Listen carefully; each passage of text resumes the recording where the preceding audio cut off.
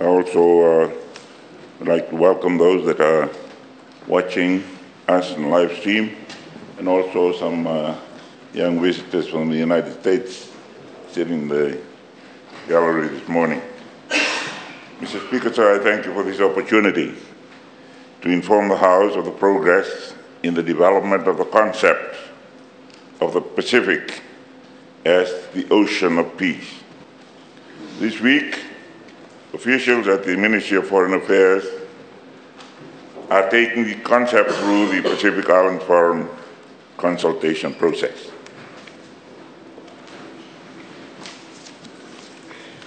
On the 15th of November, 1520, long time ago, long after the first Pacific Islanders had reached this ocean, Ferdinand Magellan sailed into the Mar del Sur, the South Sea, named by Vasco Nunez Balboa, a Spanish explorer and conquistador, and renamed it Mar Pacifico, the Pacific Ocean, because of its calm waters. The waters of the Pacific are not always clear, calm. They can be stormy at times, violent and threatening. However, Epeli Hauaofa noted, just as the sea is an open and ever-flowing reality, so should our oceanic identity transcend all forms of insularity to become one that is openly searching, inventive, and welcoming. Epeli Hauaofa, we are the ocean, selected words.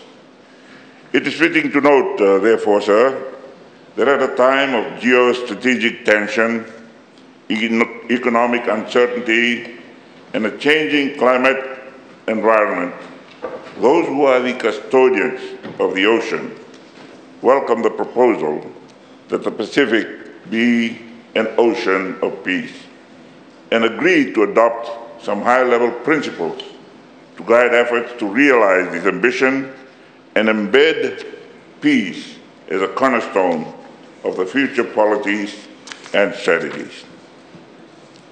After having presented the Pacific Island Forum at the Pacific Island Forum leaders meeting at the Rarotonga meeting in November 2023, the leaders have tasked the Pacific Island Forum Secretariat to further develop the Ocean of Peace concept for consideration at the 53rd Pacific Island Forum meeting in Tonga later this month. This directive, Mr. Speaker, sir, has since inspired deep reflections across the region about the opportunities inherent in that concept.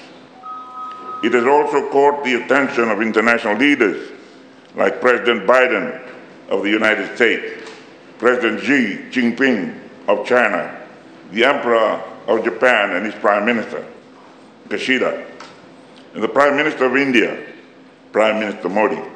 And I'm sure Her Excellency, the President of India, who is coming to Fiji this afternoon, also agrees. As a region, the Pacific knows the value of peace as we live through the horror of its absence. This ocean and its diverse and vibrant lands have been a theater of 2 world wars and a testing ground of the most dangerous weapons, the impacts of which are still felt today. Yet, Mr. Speaker, this is not a passive region without agency. The collective voice of the Pacific is as loud as it is profound and proud. Building Pacific regionalism over many decades, the Forum family have created a strong basis to give effect to this vision of advancing the region as an ocean of peace, the greatest area on the globe under Christianity, yet so fragile and prone to conflict. Let me be clear, sir. The concept of peace comes from deep within our faith in God of peace, deference, and justice that finds its expressions in our approach to issues that are embedded in the Pacific Way. Mr. Speaker, sir, an ocean of peace reflects the Pacific Way as first defined in 1970 by the late Ratu Sir Mara at the United Nations. It is owned and shaped by Pacific people and Pacific traditions. The concept recognizes that Will's core values and Pacific identity are shared across the region. Local customs and understanding vary.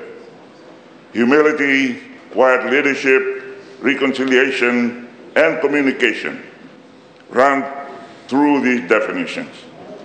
It is a shared commitment to the peaceful resolution of concerns based on the Pacific Way of bringing people and nations together to find common ground and manage disagreements. As we work towards the principles, Mr. Speaker, sir, the Ocean of Peace concept offers an opportunity to re-embrace foundational tenets, principles, and ethics of Pacific regionalism and to weave the threads of our past with our vision for the future. In this respect, the Ocean of Peace underscores several key themes. One, protecting and recognizing the Pacific stewardship of the environment and the ocean that underpins the lives and livelihoods of the very existence of our people and connects us, including in response to climate change, which our leaders recognize as the greatest threat to existence, collective security, and well-being. Two, the Pacific's long-standing support for and ongoing contribution to global peacemaking systems, institutions, and solutions which resonate with calls for peace in many parts of the world today. Three, the sophistication and longevity of the Pacific's advocacy in favor of core global platforms underpinning peace and security, including freedom of navigation, arms control, and non-proliferation of hostilities arrangements. Four, the 2050 strategy vision of a shared responsibility for maintaining Pacific peace and security and for building capability to meet the region's needs. Five, the Board Declaration. The Board Declaration's broad definition of security, as well as mutual respect for sovereignty, territorial integrity, and political independence. Six, statements reinforcing the Pacific's peaceful example to uphold international law and urge others to refrain from actions that undermine peace and security in the Blue Pacific and beyond. And seven, the opportunities and benefits for the Blue Pacific in enhancing regional economic connectivity and integration.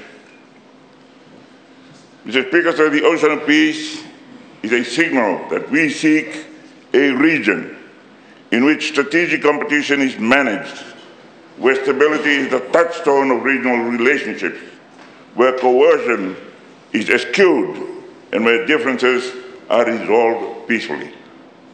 The Ocean of Peace, Mr. Speaker, sir, is both an inspiration and a pathway to a regional arrangement crafted by the states of the Pacific region, but also respected by other powers of the broader Indo-Pacific region. Hence our desire that when they enter the region, they tone down and tune in to the ways of the Pacific. Yet the Ocean of Peace cannot survive as a unilateral assertion.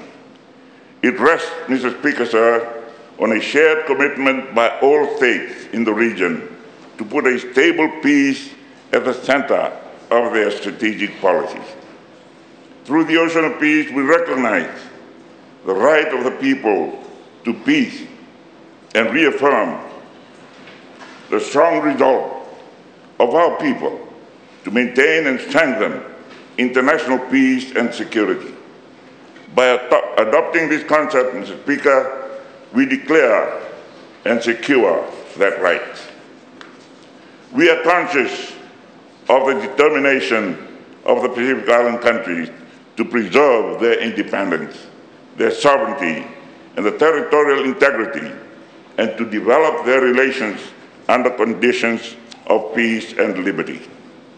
We are convinced, Mr. Speaker, sir, of the importance of promoting peace and cooperation in Oceania for the benefit of the Pacific people, in particular, and humankind in general. Mr. Speaker, sir, we are convinced of the need to preserve the region from acts of militarization, arms race, and above all, nuclear weapons, their threats of use and use. We recognize the interest and responsibility of Pacific Island Forum membership to promote regional cooperation for economic development and peace.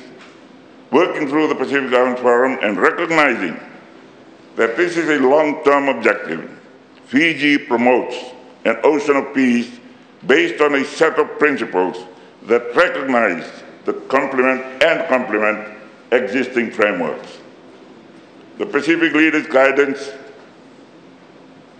Mr. Speaker, sir, on the refinement of the principles and situating it within the existing landscape of Pacific regionalism and global engagement would ensure it meets the needs and expectations of PIF membership in a complex and contested environment regionally and beyond. As a concept, Mr. Speaker, sir, the Ocean of Peace is an opportunity and should be seen as a beacon of hope that could spur on the evolution of our region's long-standing commitment to peace and prosperity for our people. The Ocean of Peace concept promotes and harnesses the innovation of the Blue Pacific and the unique perspective our region brings on issues of global significance, most especially at a time that the world is going through today. The Ocean of Peace, Mr. Speaker, sir, offers this generation the opportunity to echo and embrace the determination to ensure, I'm quoting here, to ensure so far as lies within their powers that the bounty and beauty of the land and sea in their region shall remain the heritage of their peoples and their descendants in perpetuity to be enjoyed by all in peace, end of quote, which is codified for those members who are party to the South Pacific Nuclear Free Zone Treaty, commonly referred to as the Treaty of Rarotonga. The Ocean of Peace, Mr. Speaker, sir, also offers a platform to expand for a global audience concepts central to the Pacific Way, including to articulate how those within and beyond the Blue Pacific can embrace mechanisms to work together and resolve differences respectfully and with understanding. I thank you, Mr. Speaker.